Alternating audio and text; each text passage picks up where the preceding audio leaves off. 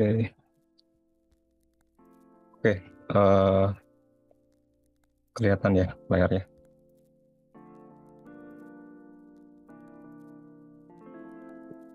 Kelihatan Mas. Oke, Silakan oke. dilanjut. Oke. Assalamualaikum warahmatullahi wabarakatuh. Selamat pagi rekan-rekan BSI semuanya. Pada pagi hari ini saya akan membawakan TED Talk dengan topik Dead Man's Switch. Oke, langsung kita mulai aja.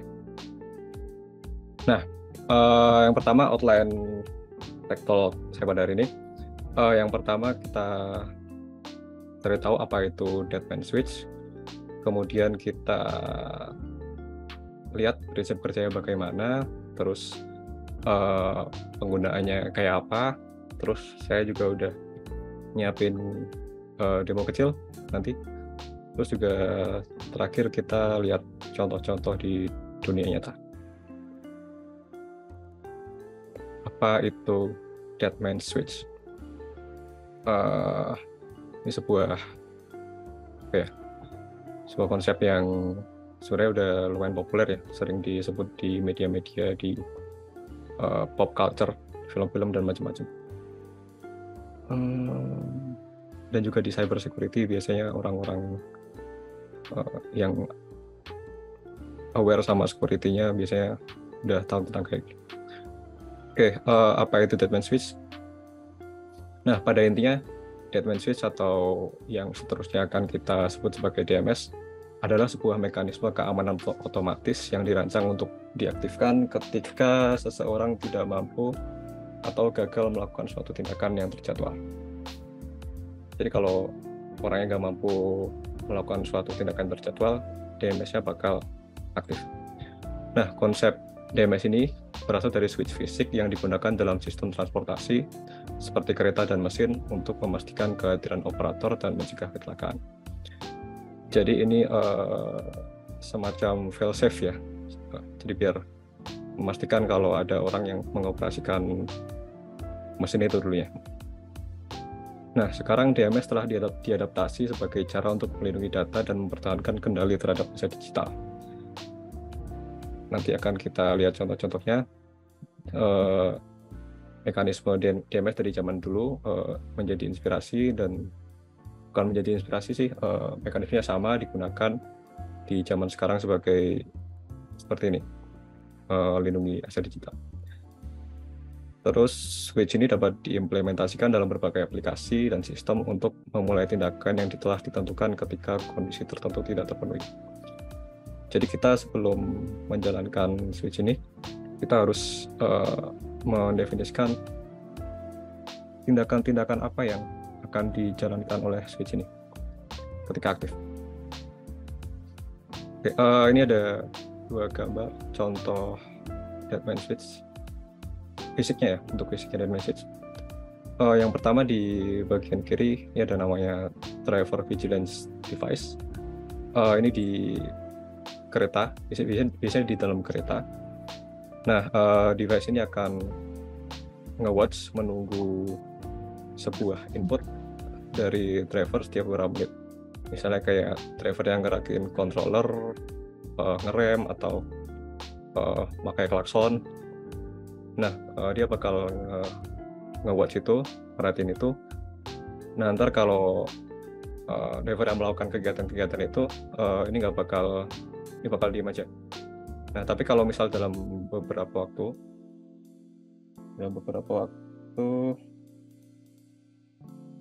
oh, screen-nya diem. Sorry.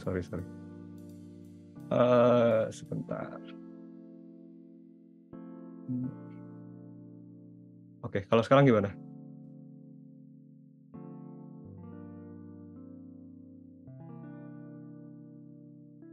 Sekarang oke? Oke. Oke, maaf teman-teman. Cara pakai Zoom.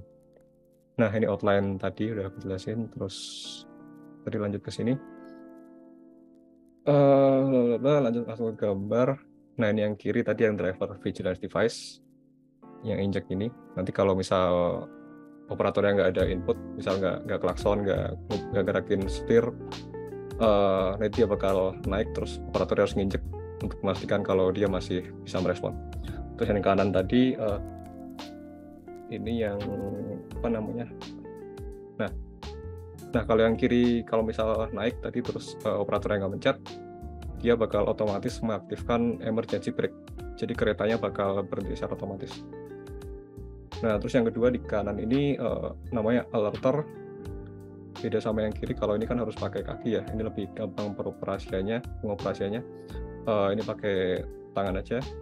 Kalau ini contoh ini basisnya pakai timer, bukan ngedeteksi input dari sopirnya, jadi pakai timer setiap beberapa waktu atau setiap beberapa detik nanti bakal ada beeper, bip bip bip, atau ada lampu yang nyala. Nah nanti drivernya harus mencet ini buat mengonfirmasi kalau dia masih responsif. Oke, di sini ada contoh sebuah struktur dari sebuah deadman switch.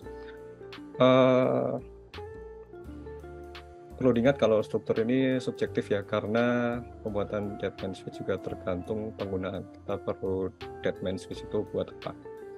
Nah di contoh yang ini ada empat objek. Yang pertama ada pemicu atau trigger. Nah ini adalah kondisi yang mengaktifkan DMS.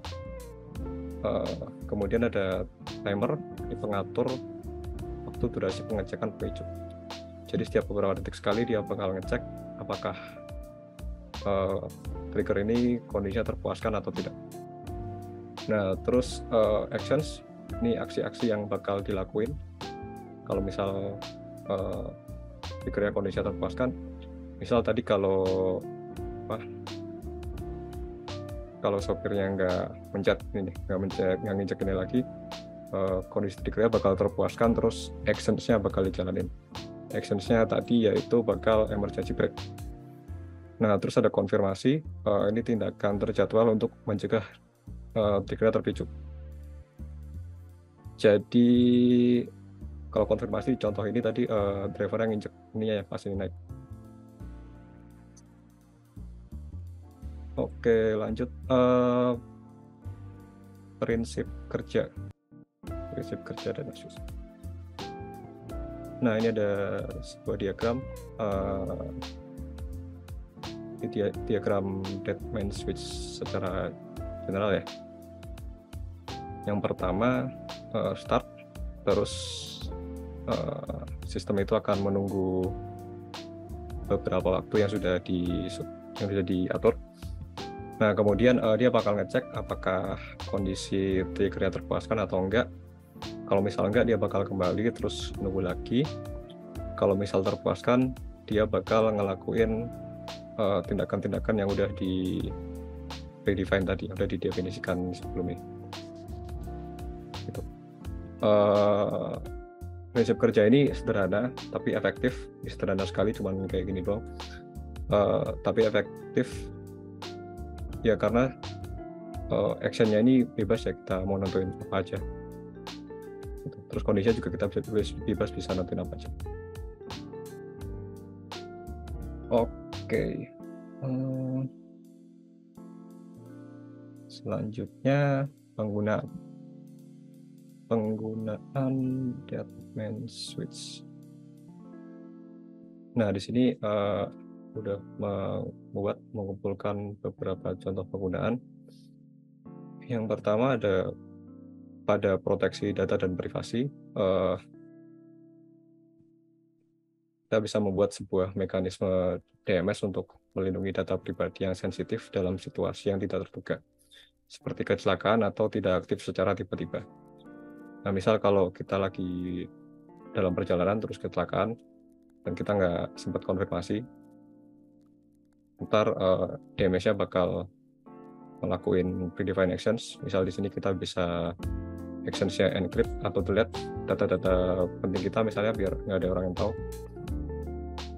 Nah, terus dia juga bisa ngerilis informasi penting kayak surat wasiat, rahasia, atau credentials. Misal surat wasiat buat keluarga kita, rahasia kita yang cuma kita mau setelah kita udah nggak ada. credentials kayak passwords, key files buat akses macam-macam, atau misal private key buat wallet cryptocurrency, misal kita mau ngasih wallet kita buat keluarga kita atau teman kita gitu. Nah terus selanjutnya ada pertahanan diri. Ini biasanya kayaknya ini yang paling banyak digunakan sekarang ya, yang paling banyak, yang paling jelas. Soalnya kalau ini kan biasanya yang lain misal kayak software ini dia jalannya di dalam-dalam ya, kalau ini jalannya di luar, main juga sih. Misal A diancam oleh B karena mengetahui rahasianya. Orang A diancam oleh orang B karena orang A tahu rahasia orang B. Nah, tapi di sini B nggak bisa ngapa-ngapain, tidak mampu melakukan apapun. Karena A dia udah punya sebuah DMS yang bisa ngerilis rahasia orang B. Kalau si A nggak melakukan konfirmasi tadi. Nah, jadi orang B nggak bisa ngapa-ngapain orang A. Dan sebenarnya orang A juga nggak bisa ngerilis rahasianya, karena kalau orang A udah ngerilis rahasianya, ntar dia udah nggak punya bargaining power lagi, dan orang B nggak ada alasan buat nggak melukai orang A. Jadi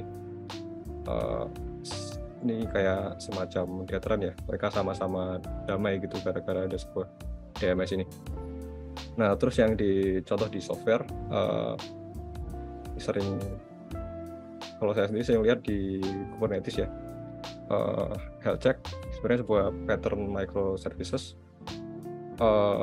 Namanya health check, dia bakal nge-restart service atau mengalihkan request ke service lain jika suatu service unhealthy. Nah, biasanya bentuknya bisa API endpoint gitu ya, HTTP API endpoint. Jadi kalau misal user kirim request ke satu service-nya nanti kita bisa ngirim ke service lain ataupun ke replika lain dan semacamnya. Terus ada self-driving cars, misal kayak di Tesla ya. Saya tahunya yang dulu, kalau sekarang saya nggak update lagi. Tapi dulu setahu saya kalau Tesla itu kan kalau mode autopilotnya itu, walaupun autopilot kita harus tetap megang setirnya dalam beberapa waktu, nanti di layarnya itu bakal nge-prompt buat kita untuk megang setirnya. Kalau nggak dipegang, nah ntar itu bakal ke-trigger, terus mobilnya bakal berhenti. Nah di sini bisa kita lihat kalau sebenarnya DMS itu sebuah mekanisme ya, bukan sebuah mekanisme yang simple tentunya, jadi bukan kayak program besar yang paten. Jadi flow-nya simple tadi kita lihat, jadi bisa dipakai di macam-macam. Nah tentunya karena tindakannya tadi bebas, orang-orang nggak selalu menggunakannya untuk tindakan yang baik. Nah misalnya yang pertama, ada karyawan dalam perusahaan. Nah dia bisa membuat DMS untuk menghapus atau membocorkan semua data saat namanya dihapus dari Active Directory. Jadi dia bisa bikin sebuah program untuk ngecek Active Directory setiap hari misalnya buat ngecek namanya. Nah kalau namanya nggak ada, ntar dia bakal ngapus, bocorkan semua data perusahaan yang bisa diakses atau yang dia megang sebuah akun yang bisa mengakses data itu. Terus yang kedua, ini sempat rame zaman perang dingin, sistem peluncuran nuklir otomatis sebuah negara saat negara itu menerima serangan nuklir. Aku udah bikin contohnya nanti, tapi di bagian contoh di dunia nyata. Nah jadi ini buat memastikan kalau negara itu diserang, dia bisa ngebalas retaliation. Jadi biar nggak cuma negara itu yang hancur, tapi yang nyerang juga hancur. Jadi biar sama-sama hancur gitu. Ini juga sama sih, bisa dipakai buat deterrent. Jadi biar negara-negara nggak ngaktifin nuklir ya, nggak ngeluncurin nuklir. Oke, terus yang terakhir nih, kayaknya biasanya sering kita lihat di pop culture, handheld bomb trigger. Misal seorang penjahat, dia menyandra orang-orang, terus dia pakai bom, entah bomnya diikat di badannya atau taruh mana. Nah terus triggernya dia pegang. Biasanya kalau trigger itu kan dipencet baru meledak ya. Di sini dia bisa bikin triggernya meledaknya kalau dilepas. Jadi dia bakal mencet terus, kalau dilepas baru meledak. Dan di sini karena itu polisi jadi mikir-mikir kalau mau melumpuhkan dia, gimana caranya biar nggak meledak. Soalnya kalau dilepas langsung meledak. Kalau dia lumpuh bisa lepas. Gitu. Sebentar.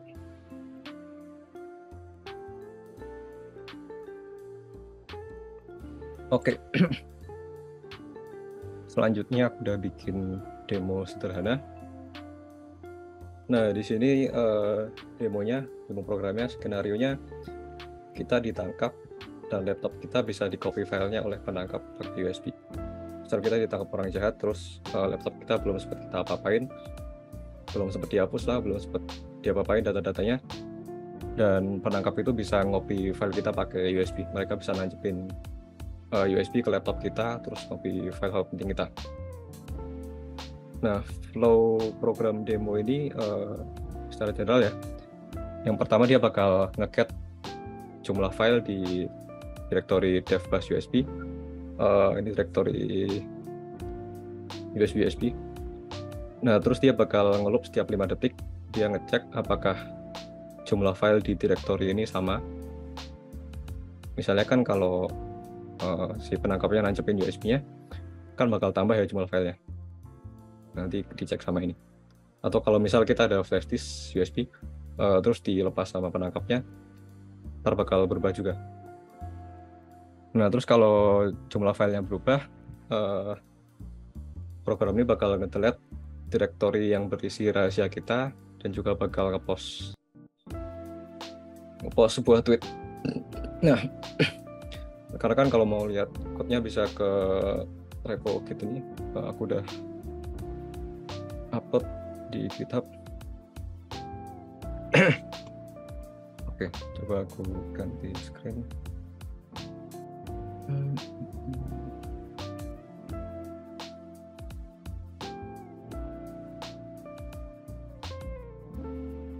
Kelihatan kan?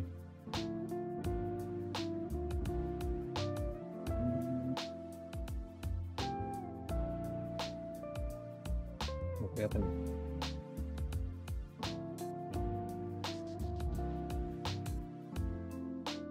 Oke, coba.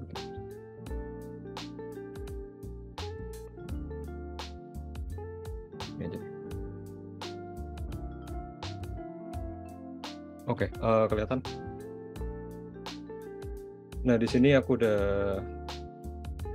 di dalam proyeknya aku udah siapin directory dummy, karena kebetulan aku pakai WSL, nggak pakai Linux. Jadi dia nggak bisa deteksi kalau misal kita nancepin USB, nggak bakal deteksi ke sini juga.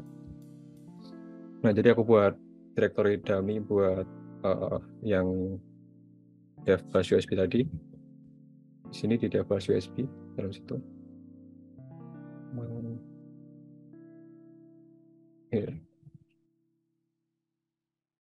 Nah, di sini ada dummy USB-nya, ada USB 001 sama 002. Ini kita misalkan USB yang udah nancep di laptop kita. Nah, terus semua lagi deh. Oke. Terus ini juga ada directory lain, directory secrets. Ini aja deh. Nah, directory secrets ini kita bisa lihat ada 4 file ya. Yang pertama ada password kita yang tidak dienkripsi. Terus ada rahasia-rahasia terdalam kita, terdalam dan tergelap.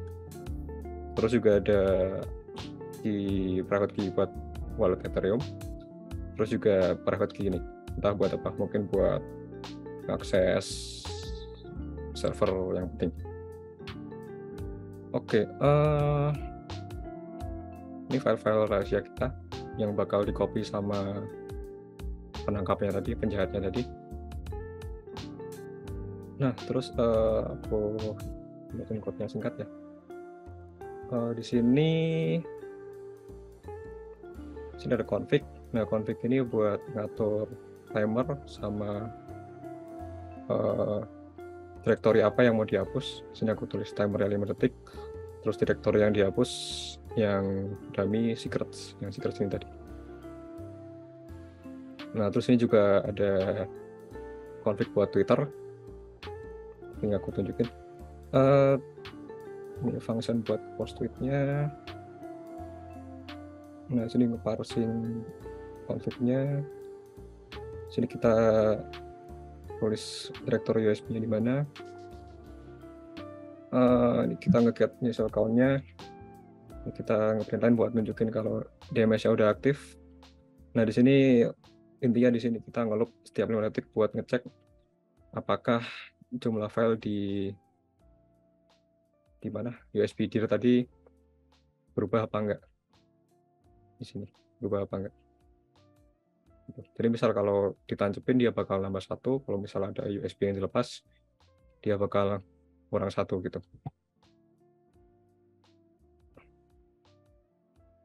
Oke, terus kalau misal dicek terus jumlahnya beda, dia bakal ngehapus directory secret tadi nih. Terus dia juga bakal nge-tweet sebuah tweet, nanti aku tunjukin. Terus dia juga bakal nge-print kalau DMS-nya udah ke-trigger. Oke. Coba kita aktifin di sini. Udah aku compile, tinggal jalanin. Ini kita lihat DMS-nya aktif. Dia nunggu buat adanya perubahan jumlah file di dev/usb tadi. Dev/usb. Dia bakal nunggu terus dan dia ngeceknya tiap 5 detik. Nah, terus ini kita pura-puranya nancepin sebuah USB baru di directory USB tadi. Nah, ini pura-puranya kita nancepin USB baru, enter. Nah, sekarang bisa kita lihat isi filenya. Tadi ada directory secrets, ada folder secrets. Sekarang udah nggak ada, udah hilang karena udah dihapus sama DMS ya. DMS aktif. Terus ini juga dia nge-print nih, belum sempat aku hilangin. DMS aktif, dia nge-tweet, terus DMS-nya trigger dan dia exit program. Ini ada teksnya udah aku taruh di config Twitter-nya. Dia bakal nge-tweet. Aku tunjukin tweet-nya sebentar.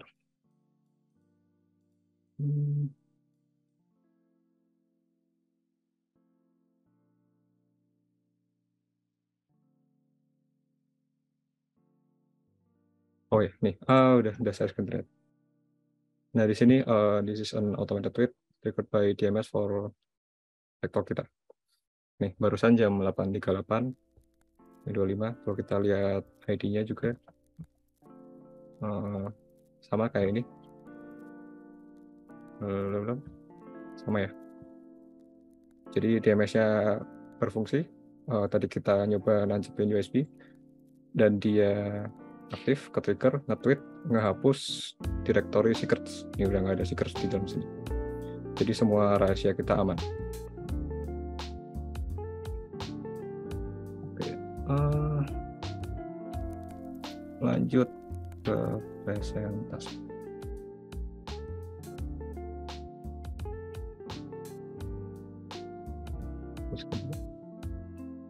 Masalah. Oke. Tadi udah demo, aku udah nunjukin salah satu contoh Deadman Switch, contoh programnya. Sekarang kita lanjut di bagian selanjutnya. Contoh-contoh menarik DMS di dunia nyata. Oke. Ini ada sebuah video.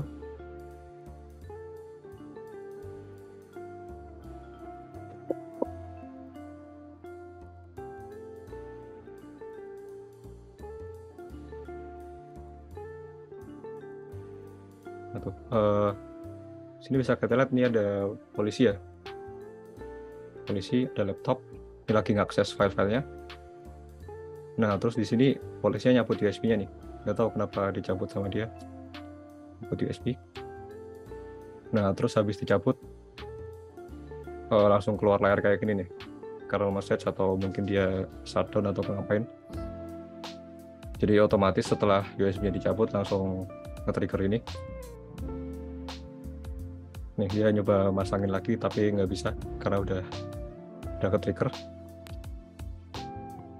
Coba kita gali infonya lebih dalam.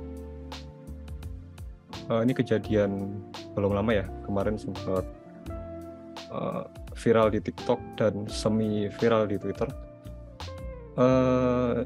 Jadi apa yang kita saksikan tadi, kenapa kok tiba-tiba langsung keluar kayak shutdown message, scroll message. Jadi hipotesisnya kayaknya emang orangnya juga ngomong juga sih kalau itu dia masang semacam USB kill switch. Jadi pas dicabut langsung nge-trigger tadi shutdown atau ngapus data atau nge-encrypt dan macam-macam. Nah tapi informasi yang aku dapat dari Twitter juga mungkin dia pakai distribusi Linux Kodachi atau Tails, terus juga pakai tools ini USB kill ini yang nge-trigger kalau misal ada perubahan USB. Sebenarnya project ini mirip sama punya aku tadi, aku juga ngambil inspirasi dari project ini sebenarnya, cuman lebih simple karena cuma buat demo aja. Terus juga ada Logic Bomb, dia sebuah kernel modul, mungkin digabungin ya dua ini, karena kernel modul ini bakal kalau nggak salah dia bakal matiin PC kita kalau ada sebuah teks yang kita tulis. Jadi dia bakal ngelistan keyboard kita, bakal kayak keylogger gitu. Kalau misal kita menulis suatu urutan teks yang sudah ditentukan, dia bakal matiin komputer. Nah di sini kita lihat post TikTok orangnya tadi. Jadi orangnya tuh kalau kita lihat dia orang dark web ya. Kalau aku lihat dia kayak ngejual jasa security gitu juga. Mungkin dia juga hacker, nggak tahu. Ini di TikToknya, polisi menemukan laptop pas polisi ngerit rumah dia login ke Tor, login ke marketplace, terus temennya malah nyabut USB-nya dan kerja polisnya jadi sia-sia karena pas dia nyabut jadi USB-nya ini salah satu ini ya Kodachi kalau nggak Tails. Jadi pas dia cabut kan Kodachi sama Tails ini kan bisa diinstal di USB ya. Jadi pas dia cabut ya OS-nya lepas. Jadi OS-nya karena di USB dicabut, OS-nya lepas, mati. Terus katanya juga drive-nya dihapus drive. Terus juga kalau aku lihat dari videonya ini di TikToknya, sebenarnya dia juga hati-hati. Orang dark webnya ini dia kelihatan story dia beli narkoba dan macam-macam. Jadi bukan orang baik juga ya. Oke, ini beberapa sumber yang tadi. Yang pertama ada link ke grup Telegram sama postnya, di Twitter postnya orangnya. Juga di Reddit juga ada. Terus ini udah prequel, sequel sama videonya tadi. Kalau teman-teman mau lihat sendiri, sebenarnya ada 3 video, cuman yang tadi ini video utamanya. Oke, bentar.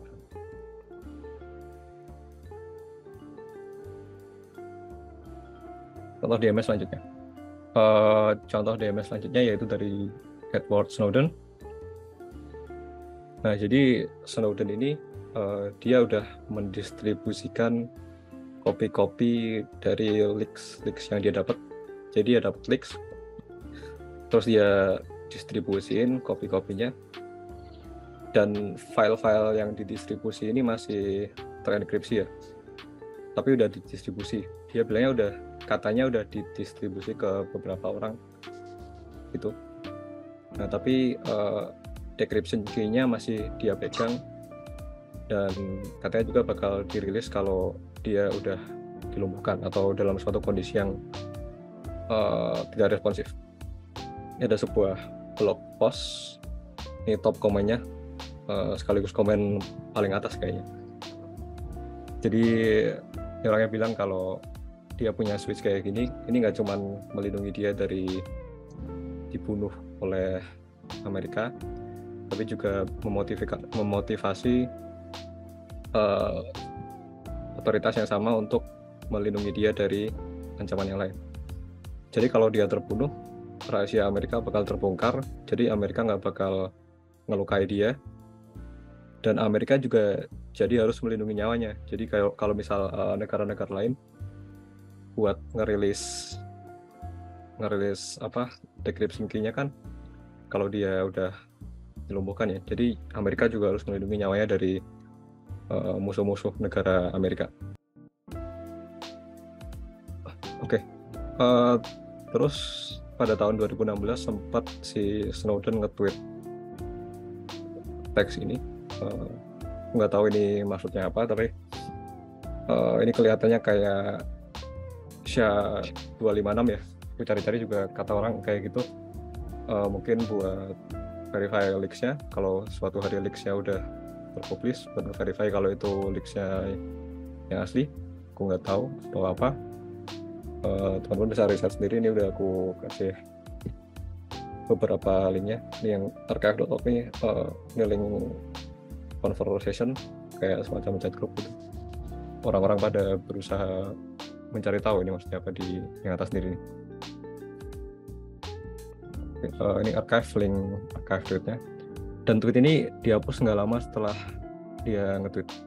Jadi semakin menjadi misteri.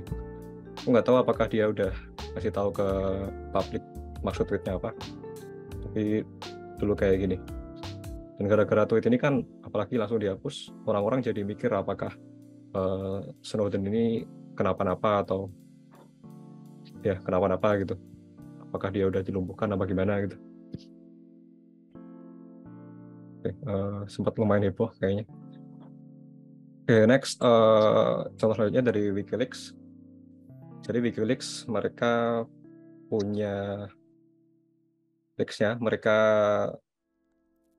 sebut dengan nama Insurance Files. Nah, mereka kan juga ngerilis leaks, tapi mereka juga ngerilis yang namanya Insurance Files.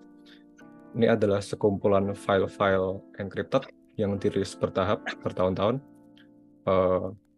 Yang decryption key-nya bakal dirilis saat terjadi hal yang tidak diinginkan.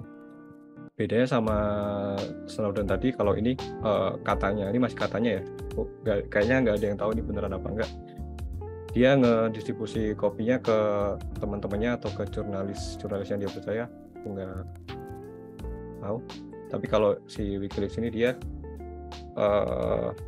ngedistribusinya publik, kalau nggak salah dalam bentuk torrent yang bisa kita download. Tapi masih encrypt, jadi harus nunggu decryption key-nya dipublish. Kayaknya kalau nggak salah sekarang si Julian Assange juga lagi di penjara, tapi mungkin itu belum cukup bagi WikiLeaks buat ngerilis key-nya, karena mungkin masih hidup hitungnya. Bisa didapatkan secara publik. Aku belum nyari dapetnya di mana, tapi bisa dapatkan secara publik. Nah, kenapa nggak langsung ngerilis leaks-nya langsung? Kenapa nggak langsung ngerilis semuanya di webnya dalam bentuk unencrypted? Kalau katanya sih aku baca, jadi leaks-nya itu bakal dikurasi terlebih dahulu agar mudah dibaca. Jadi kalau kita rilis semua dokumennya kan pasti susah ya bacanya. Jadi ini leaks-nya bakal dikurasi sama WikiLeaks dulu. Mungkin dibuat post yang bagus biar orang-orang bisa mendapatkan informasi yang udah diproses sama mereka. Ya walaupun kata orang-orang juga WikiLeaks ini kurasinya kurang bagus ya, kata si Snowden juga. Kata si Snowden, WikiLeaks kurasinya kurang bagus. Oke, contoh selanjutnya, ini mungkin contoh yang paling berbahaya ya. Dead hand milik Uni Soviet. Ini juga dikenal sebagai sistem perimeter. Ini untuk memastikan adanya kehancuran yang mutual. Kayak yang saya bilang tadi, jadi kalau USSR dia menjadi target peluncuran, dia bakal otomatis meluncurin nuklirnya balik. Nah, terus oh ya, ini juga jadi deterrence juga biar saling damai, biar nggak ada negara-negara yang berani meluncurkan nuklir. Terus dia juga menerapkan konsep fail deadly namanya. Biasanya yang sering kita dengar adalah konsep fail safe ya. Jadi kalau suatu sistem gagal, dia bakal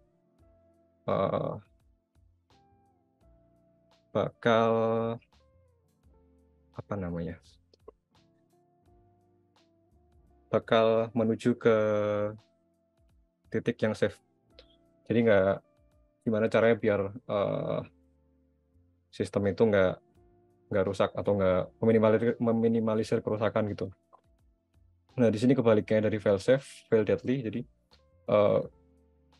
kalau sistem ini fail, dia bakal meluncurkan nuklir ya, deadly. Dia bakal automatically initiate the launch of the Russian intercontinental ballistic missiles by sending Belgrade highest bla bla bla. Jadi highest authority order-nya dari generalnya ini udah di pre-enter, udah dimasukkan sebelum peluncurannya. Jadi tinggal ngeluncurin aja secara otomatis. Nih, triggernya kalau misal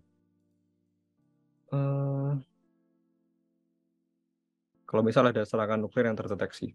Gimana deteksinya? Bisa dengan cara seismik, cahaya, ataupun radioaktivitas. Terus juga pressure sensor tekanan. Dan mereka juga bakal meluncur walaupun commanding elements-nya hancur. Misal ibu kotanya hancur, presidennya mati atau gimana, mereka tetap bakal meluncur otomatis. Nah, negara-negara lain juga punya sistem yang mirip sama ini. Nggak tahu apakah ada negara yang punya sistem yang sama, tapi ada beberapa negara yang punya sistem yang mirip. Contohnya misal yang pertama dari Amerika, kapal selam nuklir Amerika, mereka harus resurface, harus naik ke permukaan setiap beberapa waktu untuk mengkonfirmasi bahwa pemerintahan Amerika itu masih ada. Nah, kalau misal nggak ada, nah mereka punya kendali buat meluncurin nuklir ke negara penyerangnya, misal. Terus juga UK, di Inggris juga mirip, tapi kayaknya mereka nggak ada protokol buat resurface. Aku kurang tahu protokolnya apa, tapi mereka juga bisa ngeluncurin nuklir kapal selam yang kalau misal Inggris negaranya hancur, pemimpinannya hancur. Nah, ini juga sempat diangkat di sebuah film. Filmnya lumayan bagus buat teman-teman mungkin yang belum pernah nonton, bisa dicoba nonton. Lumayan bagus dan lucu. Namanya film Dr. Strangelove. Namanya panjangnya, cuman panjang banget. Nah, di film ini D10 ini diangkat dengan nama Doomsday Machine. Ya, walaupun di film itu cara kerjanya berbeda ya, tapi intinya sama, buat menghancurkan. Kalau nggak salah di filmnya itu buat menghancurkan dunia, bukan cuma menghancurkan negara penyerangnya, malah lebih parah. Terus juga Amerika, mereka punya sebuah sistem di pesawat pengebomnya B-52 Stratofortress. Misal kalau pesawatnya jatuh, ntar pesawatnya bakal otomatis melepaskan bom nuklir di pesawatnya. Jadi biar meledak, biar pesawatnya nggak hancur sia-sia. Jadi pesawatnya jatuh, yang di bawahnya juga bakal kena ledakannya. Oke, selanjutnya nih ada dari McAfee. McAfee yang bikin antivirus itu.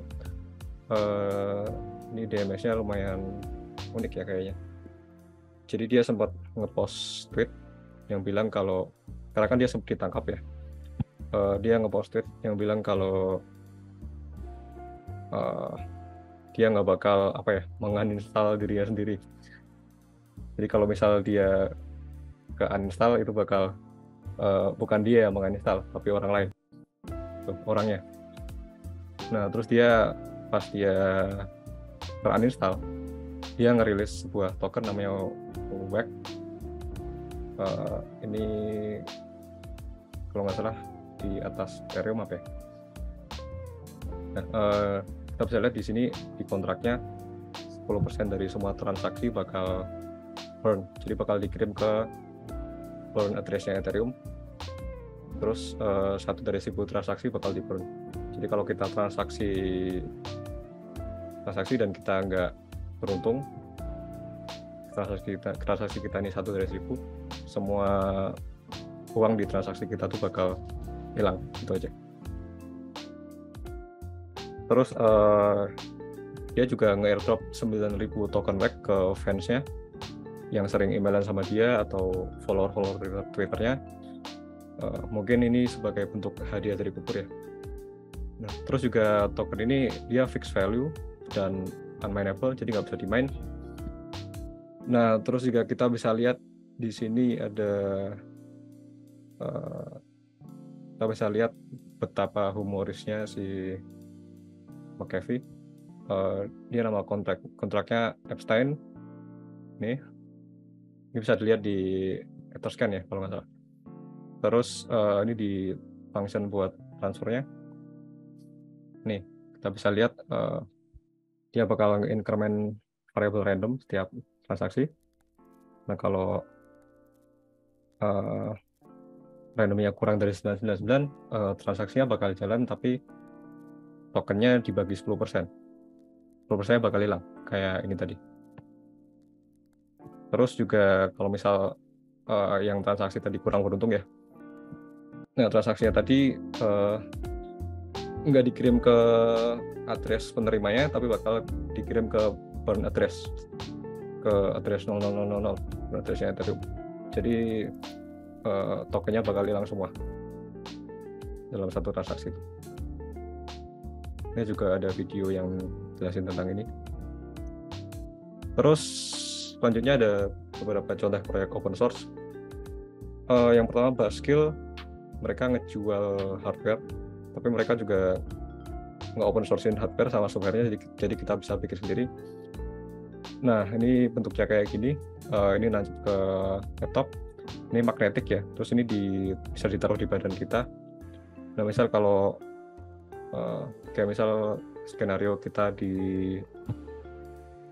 sama penjahat gitu, kita tinggal gerakin tangan atau berdiri, ntar magnetnya bakal lepas dan bakal ke-trigger Buzzkill ini. Terus dia bakal ngejalanin actions-nya. Terus ada USB kill, ini yang mirip sama yang aku buat tadi, dia lebih bagus ya tentunya. Kayak default actions-nya dia bakal nge-shutdown, tapi dia juga bisa definisikan custom actions pas dicabut. Terus ada beberapa contoh aplikasi dan service. Yang pertama Google Inactive Account Manager. Dia bakal notify dan share data kita ke kontak-kontak terpercaya kalau misal kita nggak aktif selama beberapa waktu. Terus juga ini ada orang yang pinter beli domainnya deadmanswiss.net. Ini service juga, kayaknya ada versi gratisnya juga, tapi dia bisa ngirim email ke beberapa orang kalau misal kita nggak bisa mengkonfirmasi keresponsifan kita. Terus juga ada sarcophagus.io, aku juga baru tahu belum lama ini. Dia adalah sebuah aplikasi DMS yang decentralized, jadi jalan di blockchain. Oke, terus ekstra sedikit contoh di anime, mungkin rekan-rekan yang suka nonton anime, waktu di Death Note, waktu si L meninggal karena dibunuh oleh si Rem, malaikatnya siapa aku juga lupa. Si Watari ini kan pengurusnya L ya, dia nge-maintain sebuah link komputer ke panti asuhannya. Nah, pas L dia juga nge-report dalam regular intervals dalam setiap beberapa waktu. Nah, pas L meninggal, komputernya otomatis nge-report kalau L meninggal ke panti asuhannya. Nah, terus panti asuhannya ngirimin Nir sama Melo sebagai penerusnya L buat melanjutkan investigasi Kira. Oke, kesimpulan.